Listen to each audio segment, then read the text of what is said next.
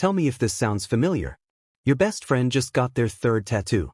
Your coworker is showing off a fresh sleeve in the break room. Even your Instagram feed has turned into a never-ending gallery of fresh ink. And then, there's you. You're sitting there with completely blank skin. No anchors, no quotes, no tiny infinity symbols. In today's world, people almost look at you like you're the weird one. Like you're a book with a blank cover. But here's the twist. Choosing to stay tattoo-free is way more psychologically complex than a simple, "I don't like needles." The numbers prove it. Over 46% of millennials have at least one tattoo. That's nearly half a generation walking around with permanent art. But while the internet is obsessed with analyzing why people get tatted, almost nobody is talking about the psychology of the people who don't. Trust me, their reasons reveal something pretty profound about human nature itself.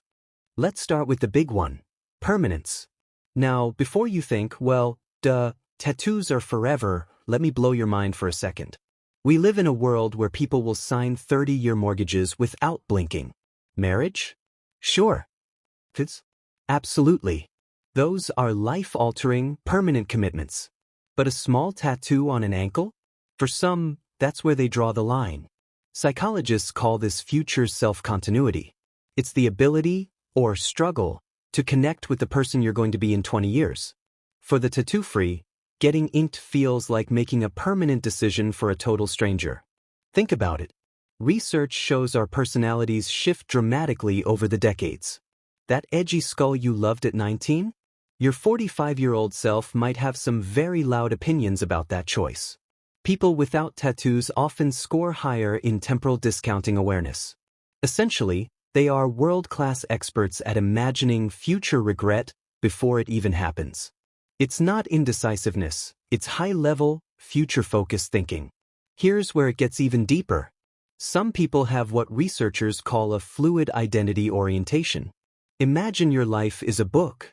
For most people, a tattoo is like bolding a sentence or highlighting a chapter of the book. But for the fluid identity type, they see themselves as a work in progress that never actually ends. They don't want to cement any part of their identity because they aren't finished figuring out who they are. The tattoo is a statement. It says, "This matters to me enough to make it permanent." But what if your whole philosophy is based on staying adaptable? What if you find power in not making permanent declarations? There's a concept called identity foreclosure, meaning committing to a self before you've finished exploring. The unmarked crowd often fears that by inking their current self, they are closing the door on the versions of themselves they haven't met yet. Now, let's talk about something most people won't admit out loud.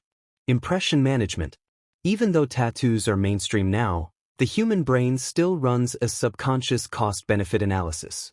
Will this affect my job? Will my family approve? How will strangers judge me? People without tattoos are often highly aware of social expectations. They aren't necessarily scared, they are strategic. They view their skin as a variable they can control. Once you put ink on your arm, you've given up a piece of that control over how the world perceives you. But there's a final reason people skip the ink, and it's actually beautiful. It's the philosophy of minimalism. These individuals don't see their skin as empty.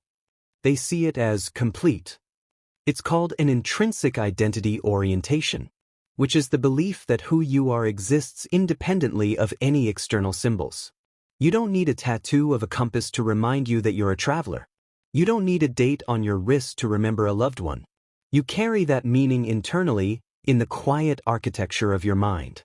In a world that's constantly screaming at you to express yourself and stand out, choosing to remain a blank canvas is its own form of rebellion. It's the ultimate outlier move. Here is the truth. Meaning doesn't need a medium. We've fallen for this cultural narrative that ink equals depth.